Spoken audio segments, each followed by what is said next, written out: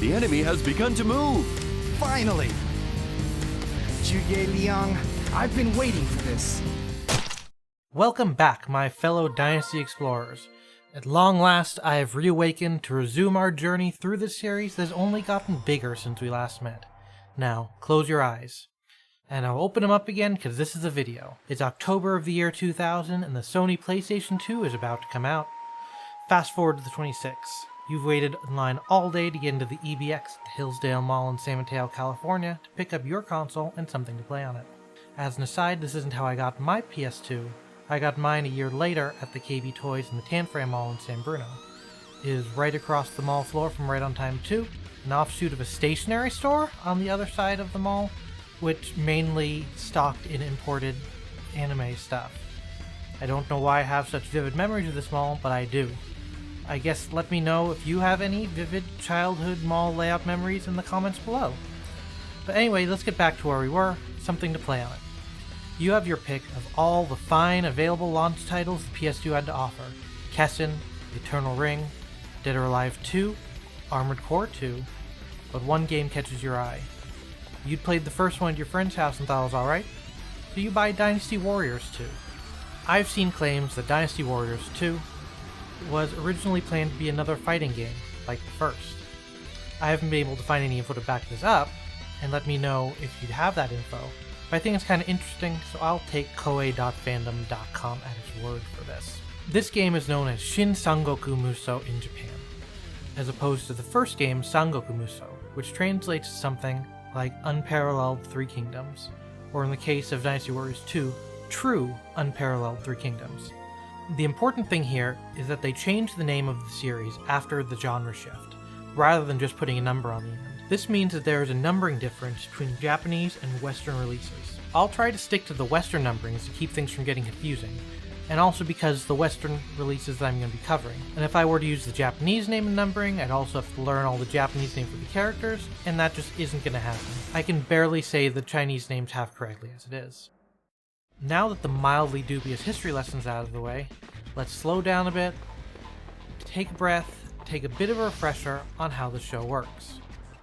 Each game covered in Dynasty Explorers will be graded from 1 to 5 in the following categories: graphics, sound, story, gameplay, and changes to gameplay. Much like the first game was exempt from changes to gameplay, this one will also be slightly weird since it's a different genre entirely than the only other entry.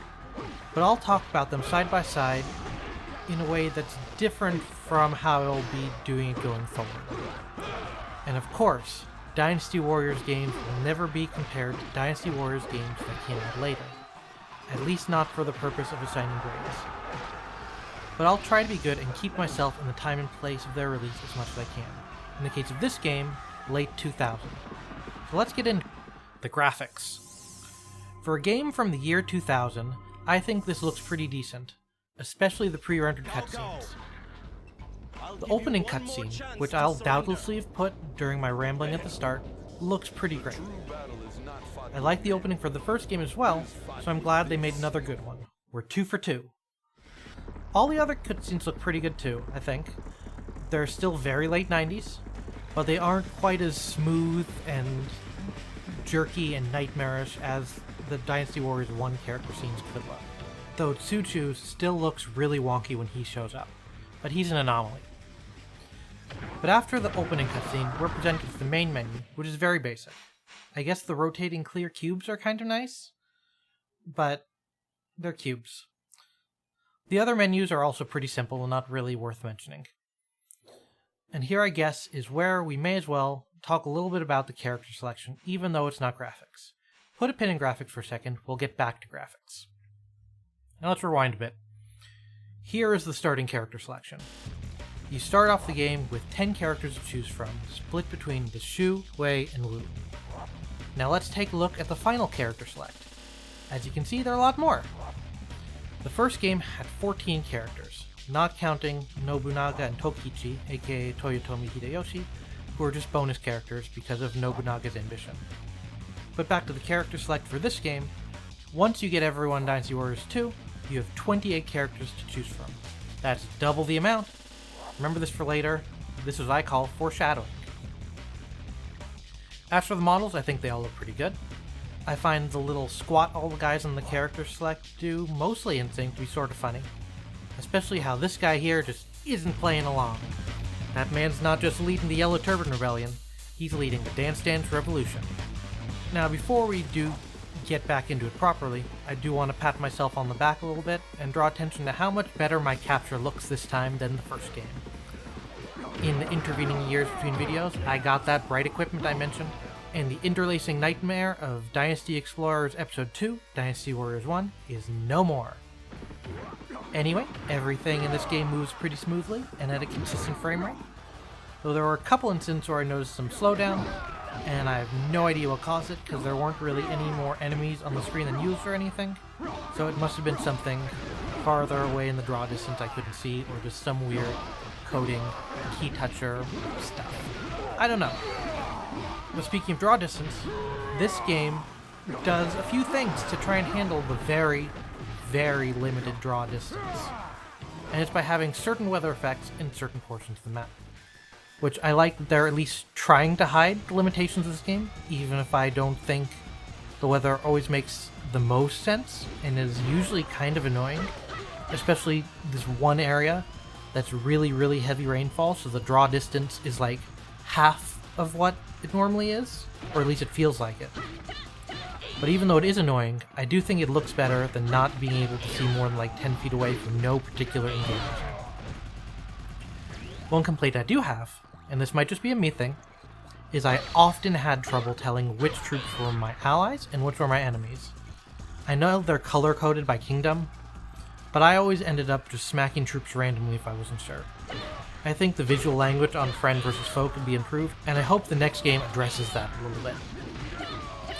There are some other gripes I have, but while they are ostensibly graphical, I think they fit better in the gameplay section, and I'm the one making this video, so I can do what I want. Gameplay comes later though, so let's give graphics their score of 3 and get into sound. Honestly, I think the sound takes a bit of a step backward in this one.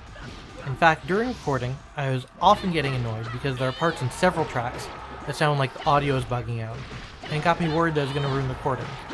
But I listened to it in the sound test and on YouTube, and this is as designed. So, not great! Also, individual character themes are gone. This makes a little bit of sense since it's not a fighting game anymore, but it is disappointing. What replaced it is stage themes that change depending on what side of the conflict you're on, and I don't think any of them are particularly inspiring. The music in Dynasty Warriors 1 was alright, and listening to it again for comparison, I think I like it better now than I did when I first explored it. But that's in the past, that score is set. Now what I do appreciate is that the sound test in the options is 1, still extant. It's a feature that I've grown to miss, as jumping to the present for a second, less and less modern games don't offer. I presume so they can sell the soundtrack separately, or for licensing reasons, or some other industry something that I don't understand. I am just a mere YouTuber with triple-digit views if I'm lucky.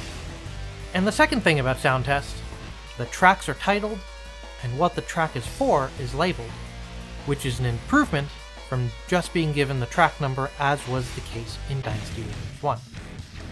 All this said, there's not a lot in this game that I particularly want to listen to in the sound test. Everything just kind of blends together into a din of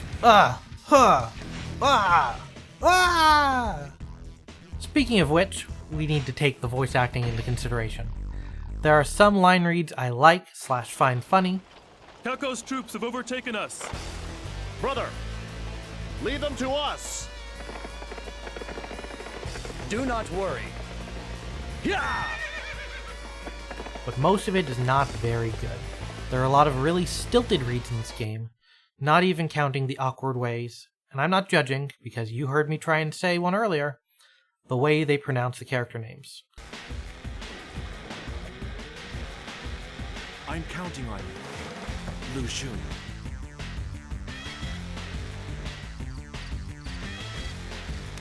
Anytime now. I can't blame them, again, because I assume the voice actors have no Chinese language experience, which is my excuse. But Koei's a big company, they could have given them a little bit of coaching on pronunciation, but it seems like they just didn't care. It's not a game breaker, it's the year 2000. Voice acting, voice video game dubs are not a big deal for companies at this point in time. But I think it's a missed opportunity. Hopefully, that'll be something they get right in a future game. But for now, less than ideal. And so, in the category of sound, I give Dynasty Warriors 2 a 2. Prime Minister? It's nothing. Prepare to move. Dynasty Warriors 2 handles telling the story of the romance of the Three Kingdoms somewhat better than his predecessor. There are two modes through which Koei conveys this story to players: active and passive. We'll start with active, since it's basically a natural evolution from how the first game did it. During the stage briefing screen, you can select background, and narrator will tell you about the battle and what led to it. On the other side of the coin, gone are the character profiles that the original game had. I'm honestly not sure why it had to be one or the other, but since it did have to be that way, I'm glad this is what they chose. While the amount of space given to story is still slight and out of the way, it isn't basically hidden in what amounted to an options menu like it was last time, and that's a step up. That said, I hope we see a happy medium, or even just the full range at some point in the future. I, for one, would like to actually learn the full story without having to read the dang book. There are also short little tiny baby cutscenes before most levels to kinda set the stage, though they really don't tend to mean much, unless I presume you already know what's going on. Like, look at this. This is just a weird scene. You mean this? Like, the character for fire is written on his hand because they're gonna light the camp on fire mid-level, spoilers, but why stage it like this? It's weird. There's also the matter of what I'll call passive storytelling. Since there are cutscenes before stages, often with text of who's who, you do absorb some of what's happening in the story just through the process of playing the levels over and over and over. Unless you skip the cutscenes, I guess, but I'm not a monster. But anyway, like, I've played the Yellow Turban Rebellion level so many times that I'll never forget Zhang Zhao. I guess he was right when he said that his spirit would not die. The first two stages of this game are the same for all three kingdoms, so no matter who you play, if you play to unlock everything, there's no way around knowing about Zhang Zhao, or the tyranny of Dongzhuo, or how you should not pursue Lu Bu. I give Dynasty Warriors a 2.5 for story. And since we're talking about playing levels over and over, let's move on to the gameplay. I have very mixed feelings about the gameplay of Dynasty Warriors 2. For full disclosure, I played the game entirely on the easy difficulty, and once I had played all the full campaigns I intended to record, I used an unlock code to get every other character. I think this section will make it extremely clear why I played like this. To break the time barrier a bit, Dynasty Warriors 2 is not a game with a high kill count. You're not mowing down thousands of enemy troops. Most stages you only defeat 1 to 200.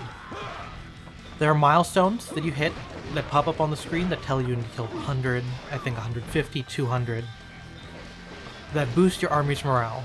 And this is helpful. Killing a lot of guys is good, please don't take this out of context.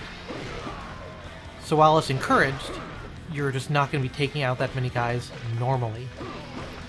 This goes hand in hand with the general slower pace of the game. More slower, deliberate. They wanted to be strategic, coming from the legacy of the first game and Nobunaga's ambition. That said, if you do manage to kill 1,000 enemy troops in the second level, this is how you unlock Lu Bu for play in free mode, which I realized I didn't explain earlier. The game has two play modes: Muso mode, which is the story, and free mode, which is any character on any side, any level. And that's the fastest way to level characters up. But anyway, killing 1,000 dudes isn't easy. Most of the recommendations I saw were to play on normal or hard, so that your bodyguards and the troops in your armies don't kill all the enemy mooks before you can get to them. But this is why I used the code to unlock everyone, or else you wouldn't see anyone. And it did for you. When I first played the game, 5 years ago, I found it baffling and infuriating and then miserable. At which point I put it down for those 5 years. And not even a global pandemic where I was stuck inside for over a year could get me to play that game. And I honestly don't know what gave me the drive to do it now, but I did it. In this last bout with the game, I powered through and got all the hours of footage I need in like 3 marathon sessions in as many days. In the middle of it, something clicked, and I was having something that resembled fun. Until I had the realization. The characters in this game have very limited movesets.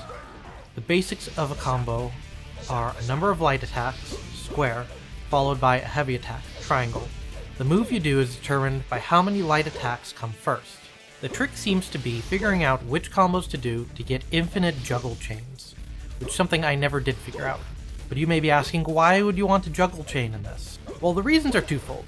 First, gate captains and named officers drop items when you defeat them that improves the stats of the character you're playing as. These items increase in potency when the enemy is defeated using chain attacks. For instance, if you defeat a gate captain normally, they give you a +1 defense item. If you defeat them with a chain of 8 or more, you get +2, and you can do an infinite chain and it'll go all the way up to, I believe, +8. This makes chaining the most efficient way to power characters up, if you can manage it. There are also a very few +10 items scattered in fixed points in the level. In boxes, it's +10 to life, I believe, if you defeat relatives of named generals, or the named generals in levels where they're not the main enemy. They'll drop a +10 to, I think, attack, but mostly upgrade through combat. But that can't be all, right? And that is not all. Named characters will also punish you for knocking them over. If you knock a named character to the ground, a number of things can happen. They can increase their attack for 30 seconds, increase their defense for 30 seconds, or the worst thing. The thing that made me so angry when I realized it. If you knock a named character to the ground below a certain threshold of health, they heal. It can be a little, it can be a full heal, and I haven't been able to figure out what triggers which, if anything. So what, you may ask? Just don't knock them down, you say. Well, you, my friend, seem to have forgotten that you have an army behind you in this game, in addition to an increasing retinue of bodyguards that level up with you. These faceless characters will gladly knock over any and all officers they see, nullifying your efforts. So either you have to get lucky and be fast and get the general down before your quote-unquote friends can ruin it for you, or you can manage to isolate that general and fight them before your squad can roll up. The latter is usually the better option, but it's the harder of the two. Sometimes you just have to deal. And there are archers and crossbowmen, usually beyond the draw distance, to break your combo, or to knock you off your horse, or to just generally be a nuisance, so that's cool too. The other thing I realized, there are a lot of character clones. Remember earlier we were talking about how there are 14 new characters in this game? Well, all 14 of those characters are clones of the old characters. And even among those 14, most feel pretty similar, except for Lu Bu, who despite being the largest character by far, feels the lightest and fastest. He really was just built different.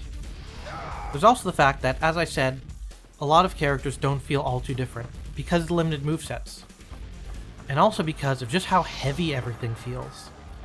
The character I had the most fun with was, oh boy, Sun Chang Xiang. She felt faster than any of the other characters I played around with, but she still felt weightier than I think she should have. I did get into a really good groove with her though, and my time recording with her was probably the most fun I had with this game, and she'll probably remain one of my mains in the series going forward. But the whole game just feels slow and heavy. Running feels like running through tar, and using a horse is only somewhat better.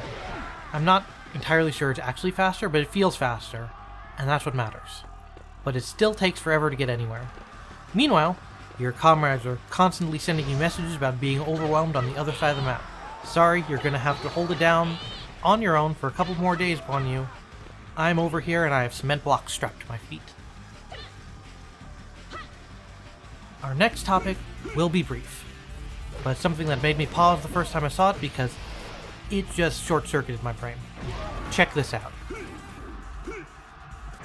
This is a mid-level save point. They show up randomly in crates. I believe that there are 5 in each level, but it might vary. Don't quote me on this.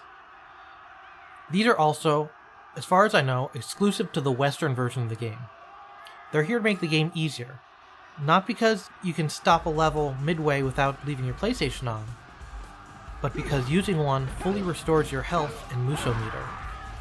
Which I realize I haven't mentioned the Muso meter at all here, but it's the same as it was in the first game, a really unimpressive super move. But it's just weird to me to add this for only the one version of the game, which I know different difficulties between regions used to be a thing, but it's generally American versions being harder to discourage rentals, not making them easier like this. And then to have it just be a giant floating PS2 memory card in a crate in medieval China, well, funny. It's very bizarre. And I should also note that if you say no when asked if you want to save your game, it does not heal you. You have to say yes and either actually save or cancel out of that second menu to get the heals. But I've done a lot of complaining so far, so let's talk about something I do like without any qualifiers. Look at this item that pops up when you try to take a horse upstairs. That's funny. I also think most of the stages are fine.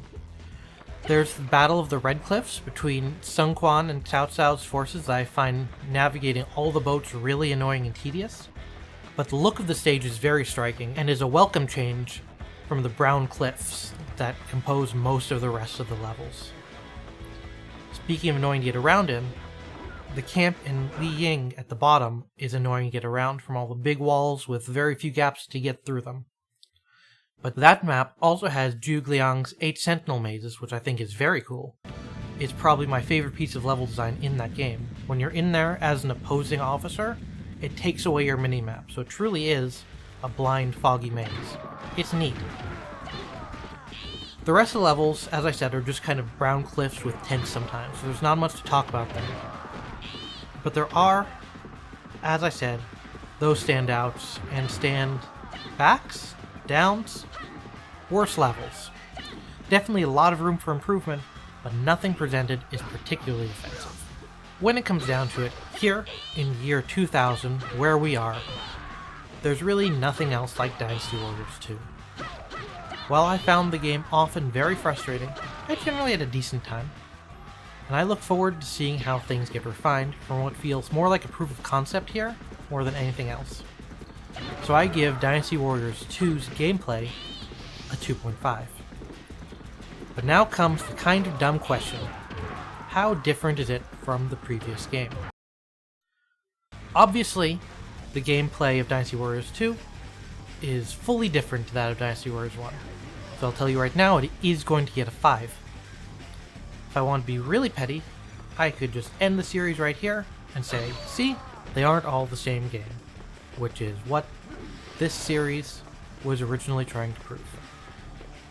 But despite how it might seem from the last section, I like this series. Now I can see people, you know who you are, making the argument that in a way it's still a fighting game of sorts. You're still trying to chain combos to take out single opponents. To which I say, fighting games tend to not have fully roamable stages and hordes of allies and enemy troops getting in your way. I say, forgetting about Gundam Versus, which I don't know if that has enemy troops, but it has the roaming stages. And that whole kind of arena fighter thing that was there for a moment. But anyway, in the future, I plan to go more in depth on the differences, both positive and negative, looking at your character clones, and give a more nuanced score and review. But like, this is essentially a completely different series. It has a different name in Japan. It's a 5. Plain and simple. Okay, let's get the score summary up on the screen and move to the conclusion. Dynasty Warriors 2 was an experience, and I have mixed feelings about it. I think that for the year 2000, this game was probably something really special. As much as I don't want to compare it to newer games, I have played newer games, so it's hard for what the series becomes to not influence how I experience the older ones, especially like this one where I'm experiencing them for the first time. Despite the many issues I had with the game, in the end I didn't have a bad time with it. There's definitely a solid foundation here, and I'm excited to see how they build on it. And to end the video, let's talk a bit about the future. I'll probably take a short break after this video, not too long, before I get to 3, both to recuperate and to figure out how to handle 3, because it has stuff going on with it. But I am raring to get back into it pretty soon, so again, should not be as long a wait as this one was, which I realize saying it won't take 5 years is not saying much, but it will not take 1 year, hopefully. A few months is my goal. Don't hold me to that, but by the end of the year is my goal. The reason this video took me so long in the first place was again because of how much I hated playing this game in the time period between the last video and now. I had planned on streaming and recording to hopefully have a person or two in chat to help me get through it, but when I played a bit to get my sea legs back before that, I found myself having enough fun to just marathon it. If any games in the future are particularly painful, I likely will stream to get through them, but something else I would like to do is to stream my first session with the game to capture my first impressions. I think it'd be fun to see how my first impressions compare with my final impressions in the Dynasty Explorers video. I do have my first impression recording of this game, so if you'd like to see that or any of the other things, let me know down in the comments below. And while we're here before we end, I'll just do the YouTuber thing and say hit the subscribe button, the bell, comment, thumbs up, say a prayer, light some incense. But for now, I must bid you adieu. I hope you enjoyed this video. As always, keep it juicy, and above all else, do not pursue Lu Bu.